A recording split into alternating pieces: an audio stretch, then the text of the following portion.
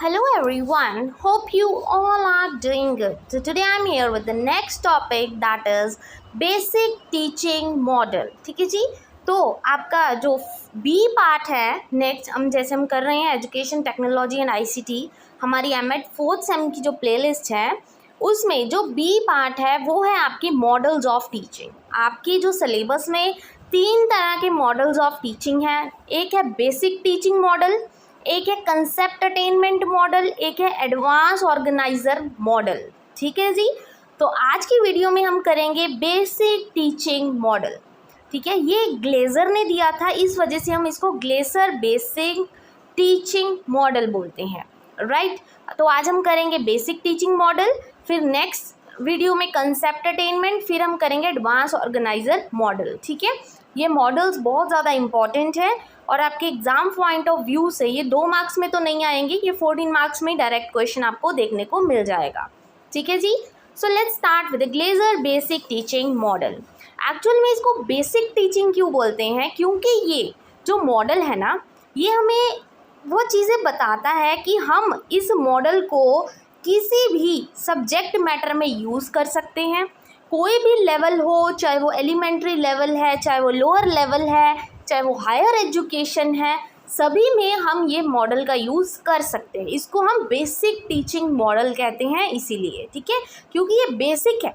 इन basics को हम किसी भी लेवल पे यूज़ कर सकते हैं, छोटे बच्चे से लेके बड़े बच्चे तक, right. So let's start. Model developed by an American educational psychologist जिनका नाम था रॉबर्ट ग्लेजर। ठीक है, ये मॉडल किसने दिया था? रॉबर्ट ग्लेजर ने दिया था, वो एक अमेरिकन साइकोलॉजिस्ट थे। Model is based on psychological principles. ठीक है जी, जो मॉडल है वो आपके साइकोलॉजिकल प्रिंसिपल्स, आपके माइंड से रिलेटेड है। Why this is known as basic teaching model? अब यही क्वेश्चन मैंने अभी बताया था कि इसको हम टीचिंग मॉडल एक्चुअल में बोलते क्यों हैं, इसको बेसिक ही क्यों बोलते हैं। ठीक है, क्योंकि सबसे पहला रीज़न है because this can be applied in any level. कोई भी लेवल हो एजुकेशन का, चाहे वो प्राइमरी है, चाहे वो एलिमेंट्री है, चाहे वो सेकेंडरी है, चाहे वो हायर एजुकेशन ले रहा है बच्चा, इसको किसी भी लेवल पे आप यूज़ कर सकते हैं एज अ टीचर। ठीक है, मॉडल को एक्सप्लेन ज़रूर करूँगी मैं, उससे पहले आपको बताऊँगी कि कहाँ कहाँ यूज़ हो सकता है। Second reason is can be applied in any subject matter. इसको हम किसी भी सब्जेक्ट मैटर में यूज़ कर सकते हैं। ऐसा नहीं है जैसे हम कहते हैं ना कि साइंस में हम डेमोन्स्ट्रेशन मेथड यूज़ कर सकते हैं बट मैथ्स में नहीं यूज़ कर सकते, तो ऐसा कुछ नहीं है। ये जो मॉडल है इसको हम किसी भी सब्जेक्ट मैटर के लिए यूज़ कर सकते हैं, right. Next is applicable on any time frame whether it is for 50 minutes, 1 hour, weeks और फॉर मंथ्स। ठीक है, ये ऐसा नहीं है कि सिर्फ थोड़े टाइम के लिए ही अप्लाई हो सकता है, इसको आप किसी भी टाइम फ्रेम में यूज़ कर सकते हो, किसी भी टाइमिंग्स पे, चाहे वो 50 मिनट की आपकी क्लास है, चाहे वो 1 घंटे की क्लास है, चाहे पूरा हफ्ता जैसे आपने डेली क्लास लेनी है वैसे आप यूज़ कर सकते हो। ठीक है, इसको नोन एज बेसिक क्यों कहते हैं? क्योंकि it has divided teaching and learning step in easy 4 steps. क्योंकि इस मॉडल ने क्या किया कि जो हमारी टीचिंग और लर्निंग प्रोसेस है ना, उसको 4 टुकड़ों में तोड़ दिया कि बेसिक्स ये चीज़ें हैं, ये टीचर को अपने दिमाग में रखनी है और इन चीज़ों को दिमाग में लेके चलना है और आगे बच्चे को पढ़ाना है। इसीलिए हम इसको बेसिक टीचिंग मॉडल बोलते हैं। जैसे हम बीएड की ट्रेनिंग करते हैं, हमें सिखाए जाते हैं ना बेसिक्स कि कैसे ऑब्जेक्टिव्स लेके चलने हैं, कैसे हमने स्ट्रैटेजीज़ यूज़ करनी है, कौन कौन सी चीज़ें हम यूज़ करेंगे ताकि हम अपनी टीचिंग को और इफ़ेक्टिव बना सकें। बस इसीलिए इसको बेसिक बोला जाता है, क्योंकि ये बेसिक सी चीज़ें हर एक टीचर को पता होनी चाहिए। तो उन्होंने क्या किया, इनको 4 स्टेप्स में डिवाइड कर दिया। एक एक स्टेप हम पढ़ेंगे। ठीक है, पहले जैसे ए है इंस्ट्रक्शनल ऑब्जेक्टिव, जैसे हम ऑब्जेक्टिव लेके चलते हैं। ये जो एरो है ना, ये फीडबैक है, क्योंकि टाइम टू टाइम आप एक एक स्टेप लोगे। ठीक है, और एंड में जब आप क्या करोगे, रिजल्ट्स निकालोगे, तो बीच बीच में आपको फीडबैक तो चाहिए ना, तो ये एरोज फीडबैक को बताते हैं। ठीक है जी, फिर एंटरिंग बिहेवियर, इंस्ट्रक्शनल प्रोसीजर्स क्या यूज़ किया आपने, और एंड में जब आपने बच्चे की असेसमेंट देखी क्या थी। ठीक है, एक एक को हम देखेंगे। जो 4 स्टेप्स हैं, सबसे पहला इंस्ट्रक्शनल ऑब्जेक्टिव, मतलब objective which should be attend after the instructions. Instructions देने के बाद आपने कौन सा ऑब्जेक्टिव अचीव करना है, चाहे वो जनरल ऑब्जेक्टिव है, चाहे वो कोई स्पेसिफिक ऑब्जेक्टिव है, चाहे वो कोई आपका बिहेवियरल ऑब्जेक्टिव है। ठीक है जी। फिर एंटरिंग बिहेवियर में अब टीचर क्या करेगा, पहले ऑब्जेक्टिव लेके चला टीचर कि ये आज का मेरा उद्देश्य है, मैंने बच्चे को ये पढ़ाना है। ठीक है, फिर एंटरिंग बिहेवियर, अब फाइनली टीचर एक्शन लेगा। In this step teacher diagnose student और चेक द प्रीवियस नॉलेज। यहाँ पे क्या करेगा, अब टीचर एंटर कर गया उस बिहेवियर में, उनका चेक करना है टीचर ने कि बच्चे का एटीट्यूड कैसा है, बच्चे की प्रीवियस नॉलेज कैसी है। टीचर डायग्नोज करेगा कि कहीं बच्चा लैग बिहाइंड तो नहीं कर रहा, सारी चीज़ें बच्चों की चेकआउट करेगा वो teacher. Now come instructional procedure, अब चेक तो हमें करना है बट हम कौन कौन से मैथड यूज़ करेंगे, कौन कौन सी स्ट्रैटेजीज यूज़ करेंगे, वो चीज़ें देखेंगे कि प्रोसीजर क्या होगा। इन this teacher select presentation of the content, कि जो कंटेंट टीचर ने पढ़ाना है, कौन से टीचिंग मॉडल्स यूज़ करने हैं, कौन सी स्ट्रैटेजीज यूज़ करनी है, कौन से एड्स यूज़ करने हैं टीचर ने, वो सब चीज़ें देखी जाती हैं। राइट, आई होप पहले 3 स्टेप्स आपको क्लियर हो गई। इनको 4 स्टेप्स में तोड़ा जाता है बेसिक टीचिंग को, क्योंकि जो हमारी टीचिंग लर्निंग प्रोसेस है वो 4 स्टेप्स में होती है।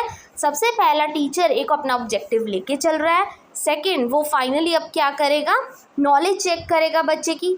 ऐसे ही होता है जब हम लेसन प्लान बनाते हैं, आप सबने बनाए होंगे लेसन प्लान, तो आप सबको बहुत अच्छे से पता है इन चीज़ों के बारे में। ठीक है, मतलब प्रीवियस नॉलेज चेक करनी है। उसके बाद थर्ड हम कुछ मैथड यूज़ करते हैं। अब आते हैं फोर्थ, अब हमने असेस भी तो करना है, हमने जज भी करना है, हमने देखना है बच्चे ने कितना समझा, बच्चे को कितना समझ आया। ठीक है, वो चीज़ें यहाँ पे हम चेक करेंगे। अब इन दिस टीचर असेस और evaluate the student whether the objective goal और अटेन्ड और नॉट। ठीक है, कि जो आप ऑब्जेक्टिव लेके चले हो कि मैंने बच्चे को आज ये पढ़ाना है, मैंने ये मैथड यूज़ किए, क्या मेरे वो मैथड्स हैं जो फुल्ली काम आए कहीं पे, क्या बच्चे ने कुछ सीखा या नहीं सीखा, ये सब चीज़ें। ठीक है, वो आपको पता है, आप फॉर्मेटिव असेसमेंट के थ्रू कर सकते हो, समेटिव असेसमेंट के थ्रू कर सकते हो, इट्स ऑल ऑन यू। ठीक है, तो ग्लेजर ने ये 4 स्टेप्स दिए कि टीचिंग लर्निंग प्रोसेस में ये 4 बेसिक स्टेप्स बहुत ज़्यादा ज़रूरी है। Testing devices can be use, कि आप कोई डिवाइसेस यूज़ कर सकते हो। If any one of the step is not achieve then teacher go in previous step because all the steps are interconnected. ठीक है, उन्होंने क्या बोला, ये जैसे ये 4 स्टेप थे ना, 1, 2, 3 एंड 4 स्टेप, उन्होंने बोला कि अगर 4th स्टेप मतलब टीचर ऑब्जेक्टिव लेके चला, ठीक है, उन्होंने मैथड यूज़ किए, फिर बच्चे को असेस किया और मुझे एंड में पता लगा कि मैंने जो पढ़ाया वो तो बच्चे को समझ ही नहीं आया, फिर टीचर को फिर से 4th स्टेप पे 1st स्टेप पे जाना पड़ेगा। 4th से वापस टीचर 1st पे आएगा कि अभी बच्चे को समझ नहीं आया, अब मुझे कोई नए ऑब्जेक्टिव्स बनाने पड़ेंगे, नए मेथड यूज़ करने पड़ेंगे, फिर जाके मैं फिर असेस करूँगी। मतलब ये साइक्लिक होता है, ये टीचिंग लर्निंग प्रोसेस क्या है, कॉन्टीन्यूअस होता है, ये चलता रहता है और टीचर को अपनी strategies time to time improve करनी पड़ती है। राइट, आपको ये 4 चीज़ें आई होप समझ आ गई। इसको बेसिक क्यों बोलते हैं, इसको इसीलिए बेसिक बोलते हैं क्योंकि ये 4 बेसिक चीज़ें एक टीचर को हमेशा ध्यान में रखनी पड़ेंगी। ठीक है, अब जो मेन चीज़ है, fundamental element of Glazers basic teaching model. अब ये ग्लेजर का जो टीचिंग मॉडल था उसके कुछ एलिमेंट्स थे, ठीक है, जिन पे ग्लेजर ने बहुत ज़्यादा रिफ्लेक्ट किया। पहली चीज़ तो focus, then syntax, principle of reaction, social system, support system and application. अब ये होता क्या है, सबसे पहला है फोकस। फोकस क्या, focus on all the processes and activity used in the teaching and learning process. ठीक है, कि ज़्यादा फोकस किस पे देना चाहिए हमें, कि कौन से प्रोसेसेस हम यूज़ करेंगे, कौन सी एक्टिविटीज़ हम करवाएंगे ड्यूरिंग टीचिंग एंड लर्निंग। जितने भी प्रोसेसेस हैं या जो भी स्ट्रैटेजीज़ हैं, सारी क्या है, एक प्रॉपर सीक्वेंस पे लगानी है। इन चीज़ों पे टीचर है जो ज़्यादा फोकस करेगा। I hope first is clear. Second is structure. Structure क्या कहता है, objectives are followed with respect to Bloom taxonomy. अब ब्लूम टैक्सोनॉमी तो आप सबने पढ़ी होगी कि पहले बच्चे को नॉलेज होनी चाहिए, फिर बच्चा अंडरस्टैंड करेगा, ठीक है, फिर उसके बाद एनालाइज करेगा, सिंथेसाइज करेगा, फिर जाके इवेल्युएट करेगा, फिर जाके क्रिएट करेगा। यही होती है ब्लूम टैक्सोनॉमी। तो वो स्ट्रक्चर है, वो जो सीक्वेंस है, वो टीचर को हमेशा दिमाग में रखना है। सबसे पहले फोकस करना है एक्टिविटीज़ पे, सेकेंड, उसका स्ट्रक्चर प्रॉपर सीक्वेंस में रखना है, मतलब इन एंटरिंग बिहेवियर जो टीचर है वो अंडरस्टैंड करता है बच्चे की प्रीवियस नॉलेज, इंटरेस्ट को और स्टूडेंट को। सीक्वेंस वाइज चल रहे हो ना, ऑब्जेक्टिव्स लेके चले, फिर आपने बच्चे की प्रीवियस नॉलेज चेक की, फिर teaching methods and strategies decide की, फिर जाके लर्नर को आपने असेस किया। ये प्रॉपर सीक्वेंस हो गया ना एक, वैसे ही ब्लूम टैक्सोनॉमी होती है, सिंपल सी बात है, right. I hope second is also clear. अब आते हैं प्रिंसिपल ऑफ रिएक्शन, जो हमारा थर्ड एलिमेंट है। मतलब जो प्रिंसिपल ऑफ रिएक्शन है ना, उसके फर्दर 3 प्रिंसिपल्स हैं। पहला है प्रिंसिपल ऑफ इंटरडिपेंडेंस, मतलब इंटरैक्शन होनी चाहिए बच्चे और टीचर में, कि जो टीचर है वो समझाए and understood by the teacher. यहाँ पे टीचर नहीं आएगा, यहाँ पे स्टूडेंट कर लेना, ठीक है जी, चेंज कर लेना इसको, कि टीचर समझाएगा और बच्चा क्या करेगा, अंडरस्टैंड करेगा, राइट। देन एक्टिव इन्वॉल्वमेंट, कि सभी बच्चों को आप क्या करोगे एज अ टीचर, सभी बच्चों को पोटेंशियल आप समझोगे और देखोगे बच्चे की वीकनेस कहाँ पे है, और सभी बच्चों को एक्टिवली इन्वॉल्व करोगे इंडिविजुअल डिफरेंस को दिमाग में रखते हुए, राइट। रिएक्शन तो वही होता है, रिएक्शन इन द सेंसेस कि आप क्या पढ़ा रहे हो, ठीक है, बच्चा कैसे रिएक्ट कर रहा है, क्या बच्चा इन्वॉल्व हो रहा है एक्टिविटी में, नहीं हो रहा, ये चीज़ें ध्यान में रखनी है। देन प्रिंसिपल ऑफ फॉलोअप, इस प्रिंसिपल में क्या होता है, जो स्टूडेंट है उसको सारा पढ़ा दिया आपने, अब आप उसको असेस करोगे कि क्या जो आपने पढ़ाया वो सही था, बच्चे को समझ आ गया, या आपको फिर से सारा प्रोसेस दोहराने की ज़रूरत है, ठीक है, वो होता है principle of follow up. I hope third is also clear. अब आते हैं फोर्थ एलिमेंट पे। फोर्थ एलिमेंट है हमारा सोशल सिस्टम, ठीक है जी। बट उससे पहले मैं ज़रूर आपसे पूछना चाहूँगी कि आई होप कि आपको ये सारा समझ आ गया होगा, क्योंकि ये तो सिंपल लैंग्वेज है जो मैं आपको समझा रही हूँ, ठीक है, सिंपल बेसिक सी चीज़ें हैं। देन सोशल सिस्टम में क्या होता है, अब टीचर को एज अ डोमिनेटर रखा जाता है और स्टूडेंट को एज अ रिसेप्टिव, ठीक है। टीचर पढ़ाता है, स्टूडेंट क्या है उस चीज़ को रिसीव करता है। द सक्सेस ऑफ मॉडल किस चीज़ पे डिपेंड करती है, कि टीचर कितना एबल है, क्या टीचर में वो स्किल्स हैं, क्या टीचर में वो एप्टीट्यूड्स हैं, ठीक है, कि वो गोल्स को सेट कर सके, वो टीचिंग मॉडल्स यूज़ कर सके, या वो इवेल्युएशन डिवाइसेस को कैसे प्रॉपरली यूज़ करता है एक टीचर, क्या टीचर में वो गुण हैं, वो चीज़ देखते हैं हम सोशल सिस्टम में। फिर आते हैं सपोर्ट सिस्टम। सपोर्ट सिस्टम आपको पता ही है कि जो बच्चों की नीड्स हैं वो आप फुलफ़िल करोगे। सपोर्ट सिस्टम मतलब कैसे करोगे, प्रॉपर इन्वायरमेंट देके बच्चे को, फैसिलिटीज़ देके, availability of proper evaluation devices, ठीक है जी, प्रॉपर एवेल्युएट करके, ये होता है बच्चों को सपोर्ट करना, सपोर्ट सिस्टम। अब आप एप्लीकेशन पे आते हैं कि क्या जो टीचर है प्रॉपरली हर एक चीज़ को अप्लाई कर पा रहा है। हम जैसे मैं एक मेथड चूज़ करके आ गई, मुझे आज इस मेथड से पढ़ाना है, पर क्या मैं एज अ टीचर उस चीज़ को अप्लाई कर पा रही हूँ एक्चुअल में, वो चीज़ देखनी है कि सिस्टमैटिक प्रोसेस में आपने क्या करना है, उसको अप्लाई करना है उस मॉडल को, right. I hope this is clear. फिर से हम एक बार रिपीट कर लेते हैं ताकि आपको सारा समझ आ जाए। बेसिक टीचिंग मॉडल है वो किसने दिया था, ग्लेजर ने दिया था। ग्लेजर ने कहा कि ये मॉडल है जो हर एक सब्जेक्ट मैटर में यूज़ हो सकता है, हर एक एजुकेशन लेवल पे यूज़ हो सकता है।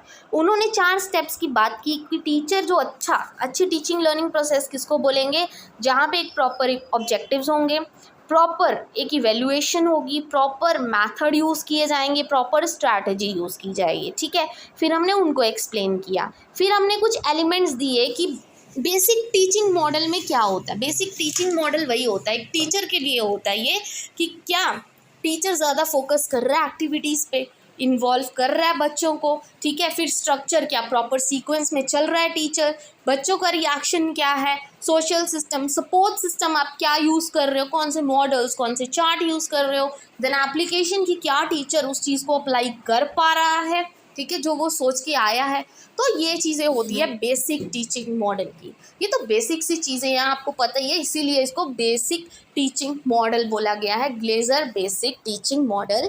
आई होप आपको क्लियर हो गया होगा अच्छे से, ठीक है जी। इसको तो अपने वर्ड्स में लिखना है, just simple as a teacher अपने आप को इस जगह पे रखो और सोचो, ठीक है, फिर बहुत अच्छे से आप इस क्वेश्चन को अटैम्प्ट कर पाओगे, राइट। एंड आई होप आज की वीडियो आपके लिए यूजफुल रही हो, और अगर आपको वीडियो अच्छी लगी हो then please don't forget to like and subscribe my channel. Thank you very much.